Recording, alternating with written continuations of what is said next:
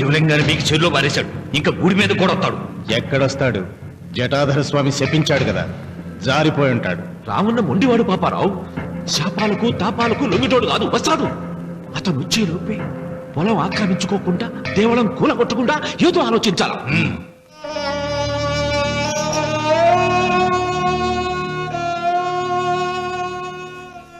అన్నయ్య, ఆయనతో మాట్లాడే ధైర్యం నాకు లేదు. నువ్వైనా మాట్లాడి మళ్ళీ శివలింగాన్ని ఇక్కడ ప్రతిష్ఠించమని చెప్పు. వాడిని గురించి నాకంటే నీకే బాగా తెలుసమ్మా. వాడు నా మాట వింటాం. నాకు భయంగా ఉందన్నయ్య. ఆపద ఏ వైపు నుంచి వస్తుందో ఏమిటో.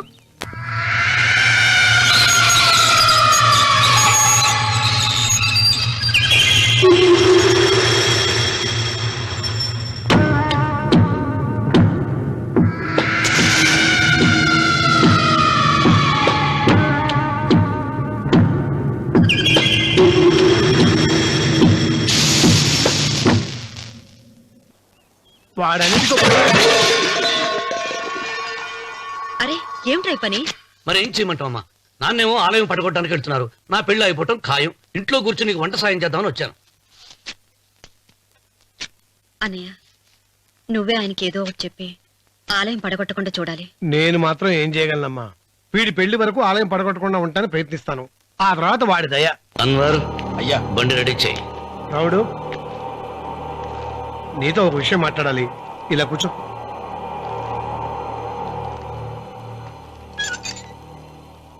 ఆలయం విషయంలో నీ పంత మానుకోవా? నిన్న జరిగింది మరచిపోను. నేడు జరగాల్సింది వాయిదా వేయను. రేపు జరగబోయే దాన్ని గురించి ఆలోచించను. ఆలయాన్ని ఈ రోజే పడగొట్టిస్తాను. నీకు కావాల్సింది పొలం కదా, ఆలయం జోలికి ఎందుకు వెళ్ళటం? ఆ పొలం నాకు దక్కకుండా అడ్డుపడింది అమ్మవారి ఆలయమేగా. ఆలయాన్ని పడగొడితే ఆ పొలం నీదవుతుందా? అవుతుంది. ఆ సాంబశివరావు పొలాన్ని రాసింది ఆలయానికేగా. ముందు ఆలయాన్ని పడగొట్టించి ఆలయమే లేదు కాబట్టి ఇక పొలం ఎందుకని ప్రశ్నించి అప్పుడు నా స్వాధీనం చేసుకుంటాను. కొడుకు పెళ్లికి తాంబూలాలు పుచ్చుకున్నావురా. 3 ముళ్ళు వేయించకుండా ఆలయం పడగొట్టాలని బయలుదేరుతున్నావు. ఇది ఏమన్నా ధర్మంగా ఉందా?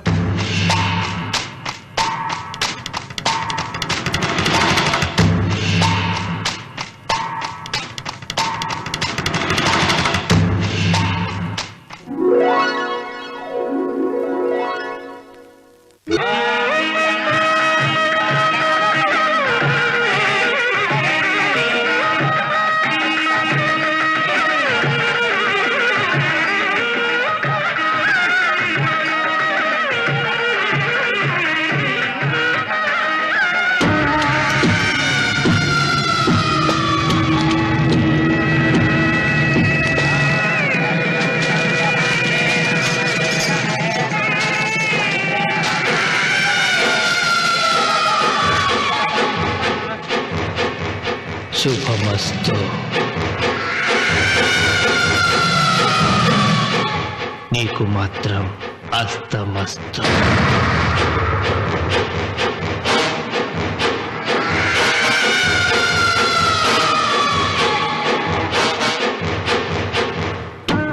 పెళ్లి కూతురు కంటే నువ్వే అందంగా ఉన్నావు.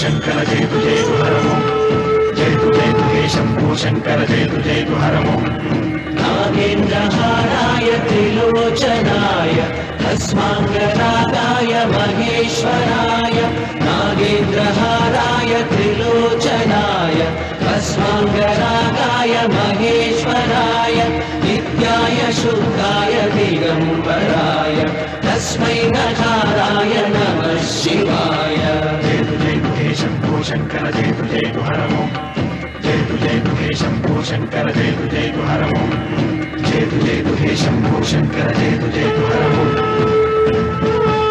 ఇదిగో లోకేశ్వరరావు, అయ్యా రేపు అన్నయ్య పుట్టినరోజు కదా, ఎవరైనా కొత్తగా పెళ్లి చేసుకున్న జంటలున్నారేమో చూడు. అలాగే. ఆగండి, నేను చెప్పేది వినండి.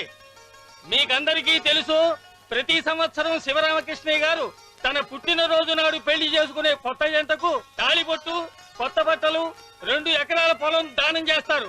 కాబట్టి రేపు ఎవరైనా పెళ్లి చేసుకునే వాళ్ళు ఉంటే వచ్చి పేర్లు నమోదు చేసుకోండి.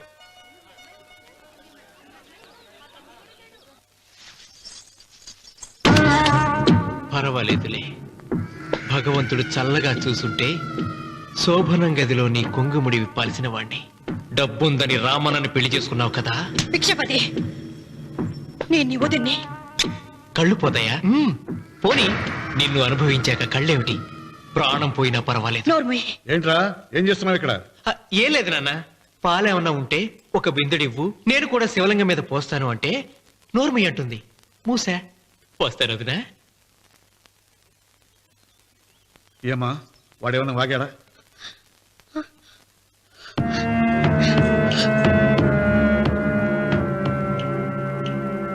పిచ్చిపతి, అవును, అసహ్యంగా చండాలంగా వాగాను.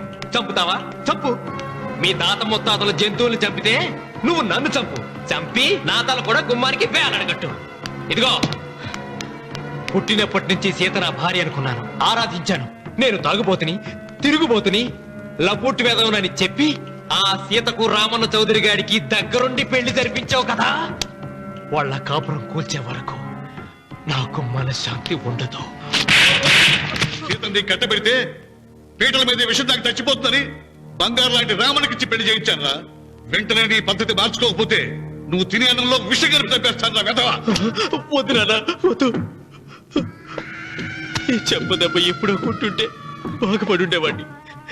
నాన్న, నీ మీదొట్టు, ఇంకెప్పుడు తప్పు చెయ్యను నాన్న, తప్పు చెయ్యను. నన్ను క్షమించు నాన్న. ఏర్పాట్లన్నీ పూర్తయ్యాయా? అది ఏమైంది లోకేశ్వరరావు? 50 జంటలు నమోదు చేయించుకున్నారండి. అందులో 30 జంటలకి దానం చేయడానికి మాత్రమే మన దగ్గర భూమి మిగిలి ఉంది. మరి మిగతా 40 ఎకరాలు అంటే మన పొలం అంతా ఈవేళ బాబు గారు ఎన్ని సంవత్సరాల నుంచి దానం చేసుకుంటూ వస్తున్నారు. కొండలైనా కరిగిపోవలసిందే కదా. మరి ఇన్నాళ్ళు నాకెందుకు చెప్పలేదు? మీరు పుణ్యకార్యం చేస్తున్నారు, మిమ్మల్ని ఇబ్బంది పెట్టడం ఎందుకని. ఆ, రామన్న పేరుతో 2000 ఎకరాలు ఉండాలిగా, అందులోంచి రాసేవండి. అందులో మిగిలిన 60 ఎకరాలే ఇప్పుడు రాశానండి. ఆయన పేరు మీద గజం భూమి కూడా మిగలలేదు. రేపు శుభకార్యం ఆకూడదయ్యా. నూతన దంపతులు నా ఇంటి దగ్గర నుంచి నిరాశగా తిరిగి వెళ్ళకూడదు. నాతోరా జగన్నాథం, అన్నయ్య, నువ్వు ఈ సాయం చేస్తే నా పరువు కాపాడిన వాడి అవుతావు. 40 ఎకరాలు కాదు, నా యావదాస్తి మొత్తం నాకు ఇస్తాను, నా ప్రాణాలను ఇస్తాను. లోకేశ్వరరావు, అయ్యా. ఆ కాగితాలు.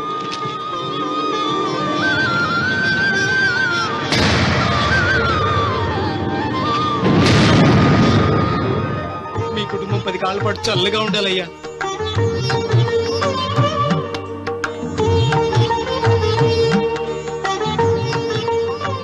నీ పొలం వాయన దానం చేస్తాడు, పేరు తెచ్చుకుంటాడు. ఇంకా నీకే మిగులుతాని, గబ్బు లేచిపోతావు. తొందర పడకు, చూస్తావుగా. ఒరే రావుడు, ఈ భోజనాల కార్యక్రమం చూస్తుంటే నాకు తిరుపతి దేవస్థానం గుర్తుకొస్తోందిరా. నువ్వైనా చెప్పచ్చు కదా మీ నాన్నకి, ఈ దానాలకు అంతే లేదా? ఎదుటివాడికి ఇంత పెట్టడంలో ఆయన ఆత్మసంతృప్తి పొందుతున్నారు. ఆ పుణ్యమే ఆయన నిండు నూరేడు బ్రతికిస్తుంది. నువ్వు అన్నం వచ్చి ఇదంతా నీ పుణ్యమేరా. అంత మాటలు కదయ్య. హర హర మహదేవ్ శంభో శంకర. ఓం నమః శివాయ. పెదనాన్న, ఏం బాబు, పెదనాన్న, నాన్న, ఏమిట్రా? నాన్న నోరు. ఏమిటో చెప్పరా? మా నాన్న నోరు తెరిచి నిన్ను అడగలేక నాకు దస్తావేజీలు ఇచ్చి పంపించాడు. దేనికి? మీరు మా దగ్గర తీసుకున్న పొలానికి గాను రుణపత్రం రాయించుకు రమ్మన్నాడు.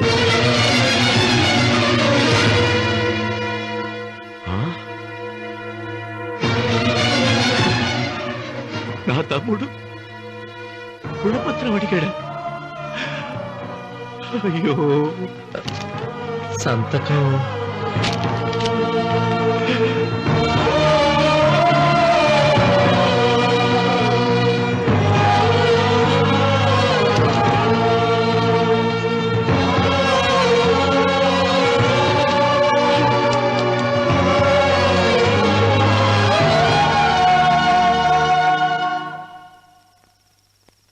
ఏంట్రా తినవేంటి? ఓహో, అన్నంలో విషం కలిపి చంపుతున్నానని భయపడి చూస్తున్నావా? లేదురే, తిను తిను. ఏంట్రా నాకేమైంది? నువ్వు అన్నంలో విషం కలిపి నన్ను చంపుతానన్నావు కదా, ఆ పాపం నీకెందుకు అంటగట్టాలి అని నేనే నా అన్నంలో విషం కలుపుకున్నాను నాన్న. పొరపాటుగా పళ్ళాలు మారాయి. నాన్న, ఎలాగో చచ్చిపోతున్నావు కదా, నీకు రహస్యం చెప్పనా? ఇంతకు ముందే మీ అన్నయ్య చేత దొంగ దస్తావేజీల మీద సంతకం పెట్టించుకున్నా. వాళ్ళని వీధిలోకి తీసుకొస్తా. నాన్న, ఈ రేతో నీకు చెప్పాక నేను ఎందుకు బతునిస్తాను?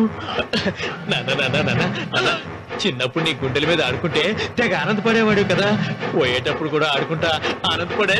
చల్ చల్ గుర్రో చలాకి గుర్రో, చల్ చల్ గుర్రో చలాకి గుర్రో, చల్ చల్ గుర్రో చలాకి గుర్రో, చల్ చల్. నాన్న, అయ్యో.